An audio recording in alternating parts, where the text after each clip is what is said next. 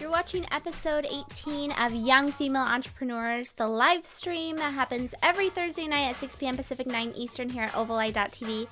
And this evening we're welcoming in Erica Zidel of Sitting Around. She founded the company a few years ago. She's been on the cover of Entrepreneur magazine and countless other publications, and thousands upon thousands of babysitters and co-ops are using her services. We're very excited to bring her in.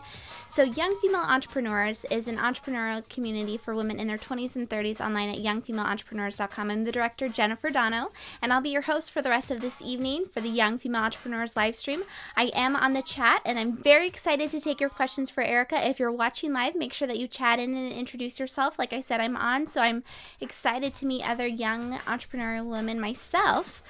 So before we get started, I wanted to go ahead and give thanks to a couple people. First one is Ovaleye. Ovaleye is sponsoring Young Female Entrepreneurs Livestream.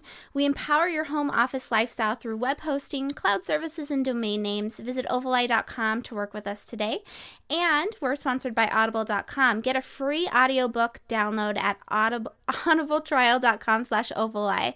Over 100,000 titles to choose from for your iPhone, Android, Kindle, or MP3 player. So Erica, thank you to both. Very excited. If you haven't tried Audible, definitely recommend it. I just finished reading not too long ago The Lean Startup on Audible, and it was an awesome read. I read it in like a day because I was able to listen to it on walks, and it was great. So Erica and I, getting into the topic, she used to be in Seattle. I met her at a Young Female Entrepreneurs meetup at a local co-working space, and in Redmond, actually, and she's over in the Seattle area, and she's since then moved back to Boston, was part of Mass Challenge. Like I said, she was on the cover of, do you guys realize this? I was so excited, I couldn't even contain myself. I knew the girl that was on the cover of Entrepreneur magazine. I was so excited. So anyway, her sittingaround.com was just this little site that she was going into beta when I met her, and since then, it's this I just used it the other night to ask someone to babysit for me, so it was fantastic. It was a great full circle. So she's going to be on talking about bootstrapping, about being a mom, about dating, about having a life and building a business. So I'm very excited to take all of your questions. Like I mentioned at the beginning of this, I am on the chat. I see that Morgan's here. Thank you so much for showing up, Morgan, and anyone else that's here live. So before we get started, I wanted to touch on a couple pieces with the Young Female Entrepreneur community. There's some news that's happening. The first thing is if you go to ovaleye.tv, you're able to find some past episodes of Young Female Entrepreneurs there. But as of Sunday, I'm going to work my booty off to make sure that we're able to get past episodes up on iTunes, Blip TV, and YouTube so that you guys can actually download the RSS feed when you go on vacation over the 4th. So that's a big priority of mine. And then also we're redoing the website and doing a few other little changes that comes with Young Female Entrepreneurs.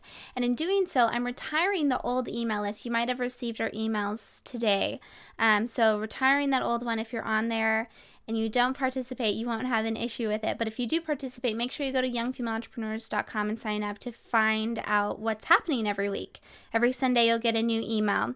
The next thing, so some of the things that we'll be talking about in those emails is, for one, the book club.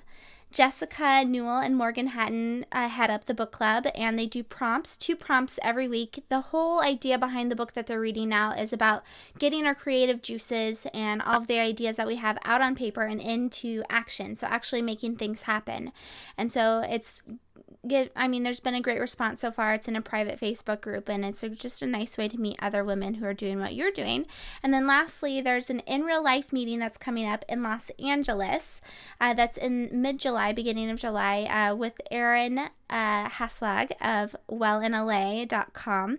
She is the wifey ambassador over in LA, and she's bringing together lots and lots of women that all have entrepreneurship in common, and that they're in their 20s and 30s. And so make sure you go to youngfemaleentrepreneurs.com to find out more about in real life meetings and all of the fun stuff that we have going on here. So That was a lot about wifey, and that was a lot of me talking. So let's go ahead and introduce our guest in. She's the founder, Erica Zidel. She's the founder of Sitting Around. SittingAround.com gives you an easy online booking, sitters you can trust, and the freedom of knowing you'll always have a babysitter when you need one. Join a babysitting co-op and a trade-free babysitting with other parents. Build a network of paid sitters you trust and share with your friends or both. However you choose to use the site, you will take the it out of finding a sitter, if out of finding a sitter. So without further ado, let's go ahead and welcome in Erica Zidel of SittingAround.com. Erica, thank you so much for being on the show. Thank you for having me. It's good to catch up with you. I know. So tell us a little bit more about Sitting Around and why you founded it. So I started Sitting Around, like you were saying, a few years ago because I'm a mom. My son he's now 6, but when he was little, I was complaining to another family about how difficult it was to find a babysitter, and I was frustrated with the options that were available to me. I could go on Craigslist and hope for the best. I could pay $40 a month and, scan classifieds on SitterCity or Care.com, or I could try and pry it out of my friends and hope that they would give up their babysitter for me. And so I thought, there's got to be a better way to do this. There's got to be a way that that leverages all the great social tools that we have out there, and that helps solve this problem. And so that's kind of what started it for me, was realizing that, babysitting hadn't evolved much from when I was a kid. Very nice. So now, as far as Erica goes, what is your background in? Do you have experience in building a tech company? Are you a computer science major? I mean, what does your background look like? My background is management consulting. So the short answer to that is no. This is my first startup. My co-founder has done a few before, but this is my first one. My background really is in helping bigger companies, develop customer-facing strategies. And so I was able to leverage a lot of what I used in, the corporate world to help with my own small business, with my own startup. So now, you were talking about your co-founder, who is your CTO, Ted Teakin. Yep. How did you meet him, and how does that relationship work? So I've known my co-founder for about a decade now. Actually, we met as undergraduates at Harvard. He's also my ex, and we share a son together. But we actually started the company, well after our relationship had ended. And it's sort of one of those things that, you get asked about a lot.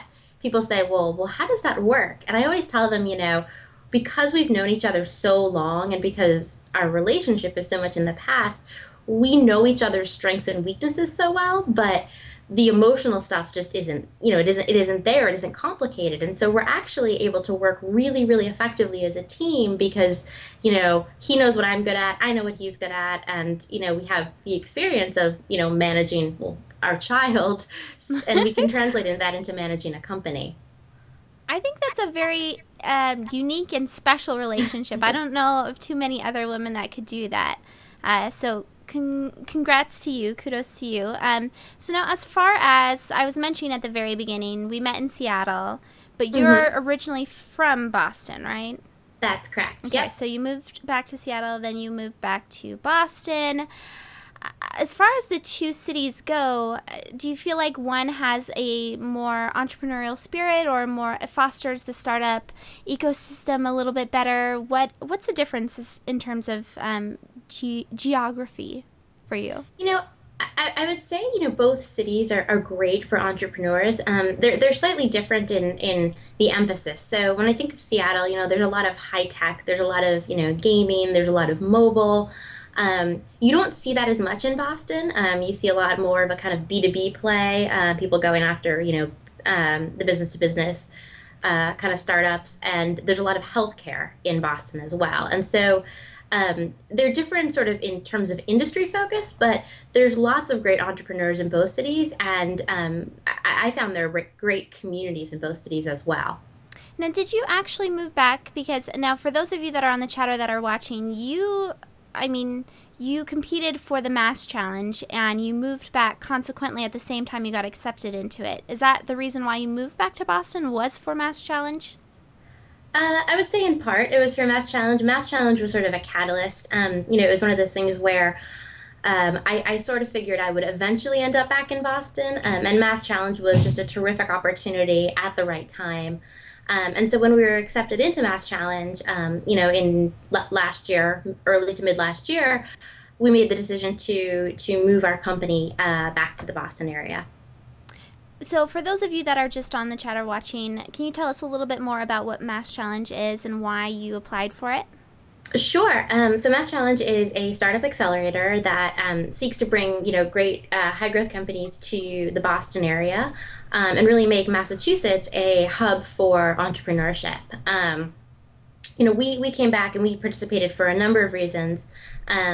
Primarily because having gone to school in Boston, I love the city, and I really wanted to help build the ecosystem out here. There was a more established ecosystem out in Seattle, but given the high density of students and of really great talent out here, it just made sense to me that there should be a great ecosystem in Boston as well, and I really wanted to be a part of that. So that definitely influenced my decision to come back here. So, now as far as the actual competition and the incubator and everything that you were able to take part in, how do you feel like it's benefited your business in the most, I guess? I know that I've talked to you about you got to sit in on different speakers, you got to participate in the competition, you had access to all of the resources. What has benefited you the most out of the entire experience? I would say the network has been enormous. I mean, coming back to a city where, I hadn't lived in Boston in nearly 7 years, and I certainly had friends here, but they weren't necessarily entrepreneur friends. They were lawyers and doctors, and people whose worlds were very different than mine. But coming back here and participating in an accelerator program like Mass Challenge allowed me to instantly be plugged into just the richest network I could ever imagine of mentors, of other people who had been successful in startups, of people who were like me and could commiserate about just getting their company off the ground. So having friends now who understand the day to day of what it's like has just been really, really helpful for me as a person as well as for my company.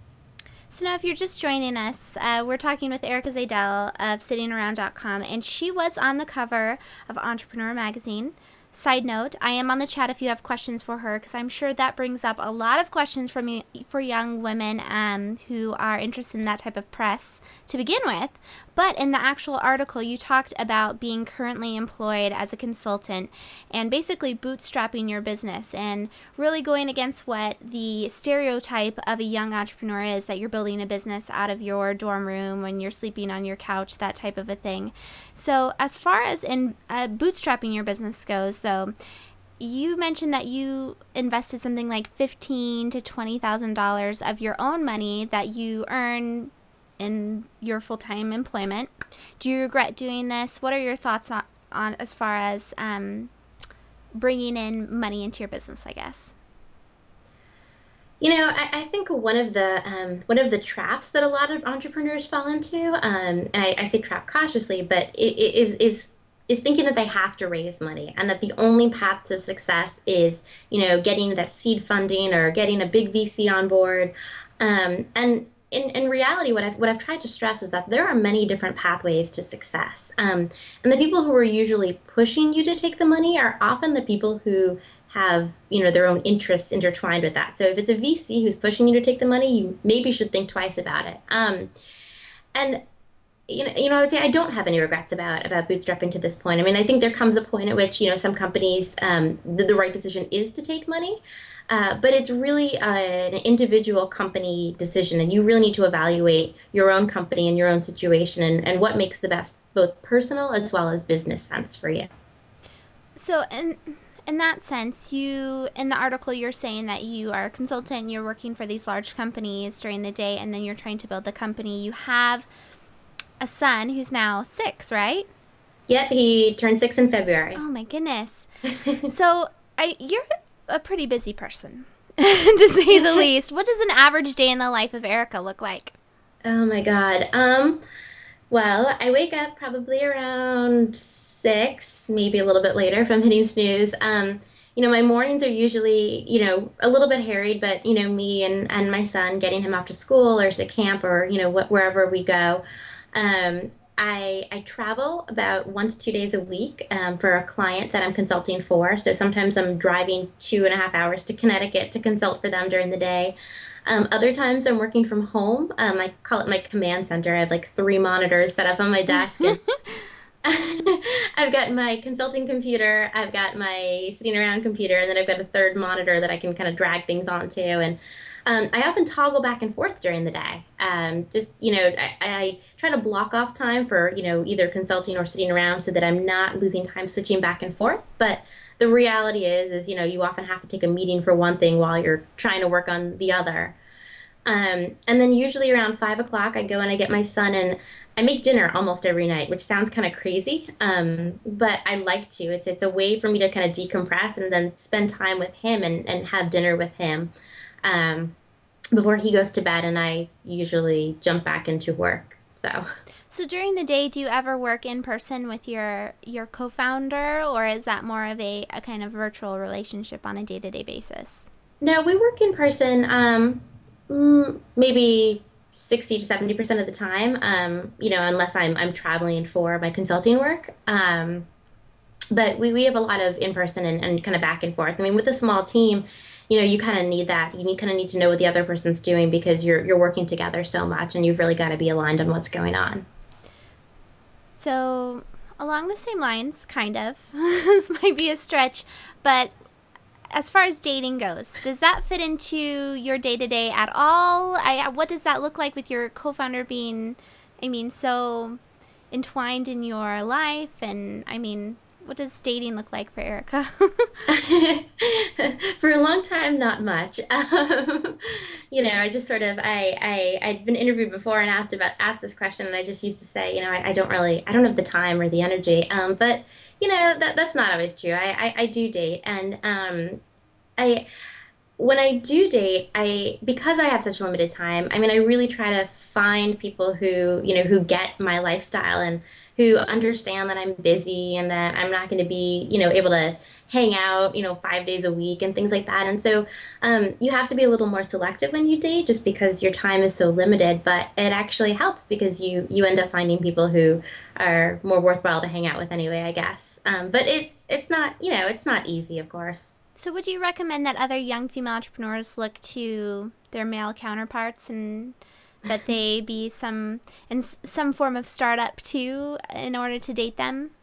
I've seen it go very well and I've seen it go very poorly. I think overall, people who are entrepreneurs kind of understand the lifestyle, and understand that you may be working, at 6 a.m. one day and 11 p.m. the next day, and your schedule changes at the drop of a hat. Um, so I think, dating another entrepreneur, as long as, they understand your commitments, I think actually usually works out pretty well. But, having two really busy, stressed out people can also go very poorly. So, I think it's an individual decision. So as far as your current employer goes, though, so Mhm. you've worked out this with the people that you date, and you say, hey, I have a very busy schedule. I have a very full life. Do you tell your employer, the person you're consulting for, the same thing, or do you reserve certain pieces of your life? Absolutely. I've tried to be as upfront with my employer as possible to the point of almost, kind of, when I was on the cover of Entrepreneur, I think I brought a copy of it. Actually, no, I was at a meeting with my boss at my consulting firm, and I pulled it up on my smartphone because I said I was on the cover of Entrepreneur, and he said, "No, you weren't." And I pulled it up on my smartphone and said, "No, look, there's me. That's me." And just because I don't ever want them to come back and say, oh, she wasn't honest with us, or to feel like somehow I was hiding something. And I think when you're working for somebody else and you're running your own company, from an ethical and a moral perspective, it's good to be upfront, but also from a legal perspective, in terms of protecting yourselves, because a lot of times when you sign employment contracts, there are clauses in there that say anything you do during company time can be, is for the company. And so you have to be very, very explicit, both in your employment contract and with how you communicate to that employer, what else you're doing. I think that's the best way to be, is to just be totally upfront about about it.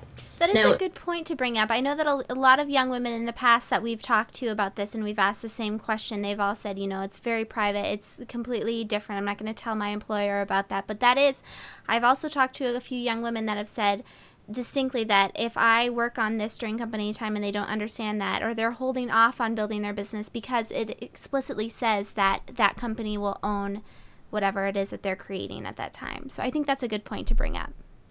yeah, I mean, I would advise that if you are bootstrapping, if you're working for somebody else, to go back and to take a look at your employment contract and just make sure that, you are protected.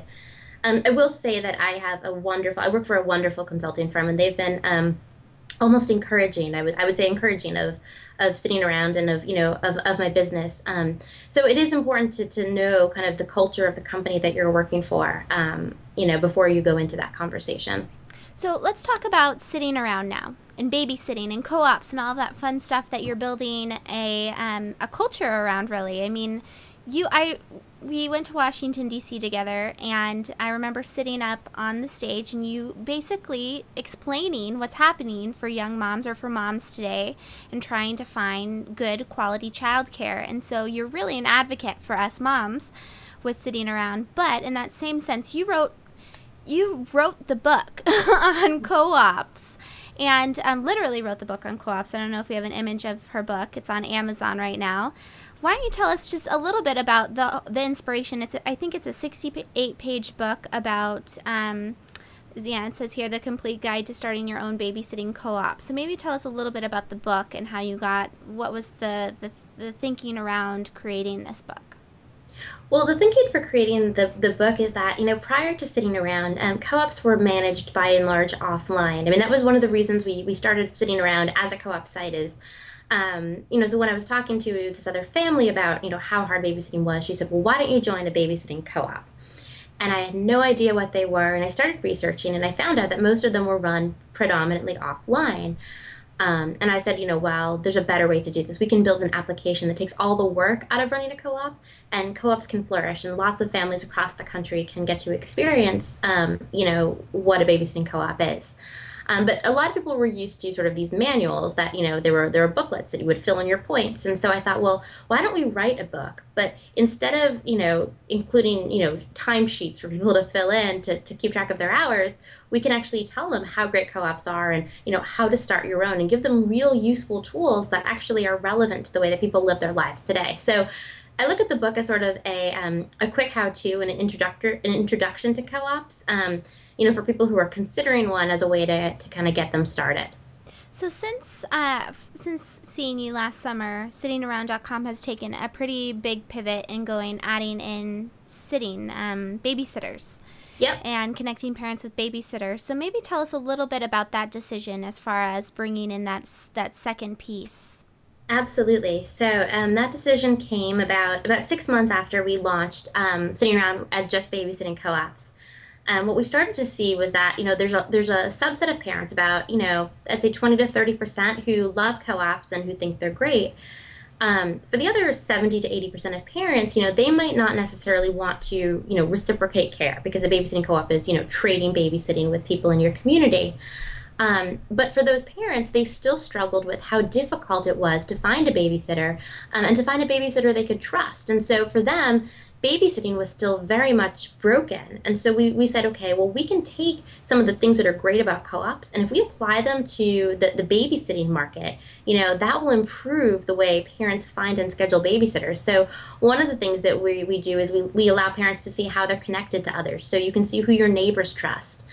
You can create lists of sitters who you trust. So, instead of having just one sitter, you could have, 4 or 5 that you have on this list that are great sitters. And so you're never left without anybody. And another thing we added was payment. So we recently partnered with Square to allow all of the Sitting Around babysitters, to use a free Square reader on their smartphone. So for a parent, it's kind of annoying to have to go to the ATM, to worry, do I have cash at the end of the night, or, oh my God, where's the checkbook that I never use? But if you can come in at the end of the night and hand your credit card to your babysitter, well, that takes a lot of stress out of, a night out. So we're looking at ways just in general to make babysitting better for both the parents as well as, the babysitters. Coincidentally, I've read in a couple articles that you were featured in that the babysitting childcare industry is a $5 billion industry. It's And huge. they're saying that it's hard to track really because a lot of it happens under the table and is in cash. So as far as the Square Reader goes, that's a big thing. I mean, it's simple in the concept, but executed in the way that you've done it, you've basically giving babysitters the power to really build complete businesses here by giving them options as far as how they take in their income. Now, how did that relationship come to be? Did you approach Square, or how did that look? How did that work? Well, we initially, we were thinking of doing accepting payments on the Sitting Around website, which is something we're still, exploring doing. We're actually going to be expanding our payment options. But while we were doing that, Square actually approached us and said, this can be a quick way for your babysitters to be up and running, taking credit cards, and that will get the sitters and the parents, 90% of the value that you're really looking for. And they were fantastic to work with, and we formed a great relationship with them. And so we rolled that out about a month ago. And we've gotten great reception to it. Everybody, the parents especially, parents more so than anybody say, wow, I can just, walk in the door and swipe my card on their phone and sign with my finger. And, I still think that's really, really cool, having, written checks to babysitters in the past. So. I saw you tweet it one day and something about credit cards and babysitters. I was like, what? I think that's an awesome idea. So now, as far as babysitters go then, do you have any advice for young women that are making an income over the summer, whether they're in college or in high school, babysitting? Well, babysitting is a great way to make money. I mean, like most girls, I babysat as a teen. And one of the things that is I've heard more and more these days is that security is really important, not just from the parent but from the sitter. So if I'm a 15-year-old or 16-year-old and I'm going to have to babysit, how do I know I can trust the family? So one of the things that we did is we also partnered with a background check provider called Talent Shield. So now all of our sitters and all of our families can run free background checks on themselves and post it in their profile. So you can see that, this family, has no criminal history. They are who they say they are.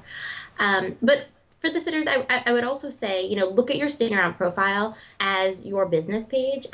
We've tried to make their profiles scalable, so you can take it anywhere you want across the web. Other sitter sites, you have parents have to pay to be a member, and they can't really see your contact information. Our goal right now is just to make the babysitter's business page as accessible and as useful to them as possible. So I really encourage, if anybody's out there looking to make some extra money over the summer, to look to a Sitting Around profile and use that as your business page to get more clients. I think that's an awesome idea, and it was really neat that I was able to share it via Facebook to people that weren't necessarily on Sitting Around. However, I live in the middle of nowhere out here in the Seattle area, and there was 12 babysitters around me. I was crazy surprised. Like, how did you hear of it? So I was really excited about that. And so I think that's a great point. Now, bringing it back quickly because we're wrapping up here. You're living the dream, basically, right? A lot of young women, I mean, you hear this all the time, right? We want it all. You have your own business, you have a great career, you have an awesome son who you just saw, for those of you watching, photos of his Sitting Around flyers, the cutest thing I've ever seen. So how does it feel, really? I mean, because you really do have it all. You have what women want today. You want the career, the kids, and everything. How does it feel? It's a very loaded question. Having just read, especially, that Atlantic article that's going around about, how women really can't have it all. It feels conflicted. It feels like, I do have the things that I want, but, it's hard. It's very, very difficult. I mean, I still think, as a society, we've got some room to go in terms of making, living the dream an actual dream and not, kind of a constant battle. But, I feel very, very blessed. I mean, I feel very fortunate, for my company's success and, to have a flexible employer and a son who, I tell my son, if you were like me when I was a kid, I wouldn't be able to have a company because he's just the most understanding, I guess, 6-year-old that I've ever seen. So I feel very, very fortunate. So now, to end, for those of you who are watching and who are interested in entering into this $5 billion a year childcare industry, is there any particular area or momentum or concept that you're most excited about childcare moving towards? I'm excited about the way that trust is changing in the childcare market. And, historically we've seen, background checks being really, really important. And this was before a lot of social networking took rise. But now people build trust based off of who they know, based off of who's in their social network. And so I get really excited when I see the ways in which we can leverage people's social connections to help them find better sitters faster and sitters that they're going to trust and like a lot more. So that's where I get really excited. Well, Erica, thank you so much for being on the show this evening. I think you're a wealth of information for all young female entrepreneurs. You're a fantastic role model, someone that's balancing being a mom, having the career, building the business, and I think the business is a great resource for young female entrepreneurs to begin with. So why don't you tell us where we can find you after the live stream? So you can find me on Twitter. I think you can probably see my Twitter handle. I'm not sure. It's at Erica, ERICA, BZ. And you can also find me at sittingaround.com. Well, thank you again for being on the show, and hopefully we'll get to catch up afterwards. But in the meantime, you've all been watching Young Female Entrepreneurs Live, the live stream that happens every Thursday night here at 6 p.m. Pacific, 9 Eastern at ovalite.tv/live. Make sure that you go to youngfemaleentrepreneurs.com and sign up for our emails. Like I said, they're moving over. Otherwise, I'll see you here Thursday, July 5th. Yes, we're doing a live stream on the 5th because you need to expect them every Thursday here at 6 p.m. Pacific, 9 Eastern. Thanks so much for watching and have a great weekend.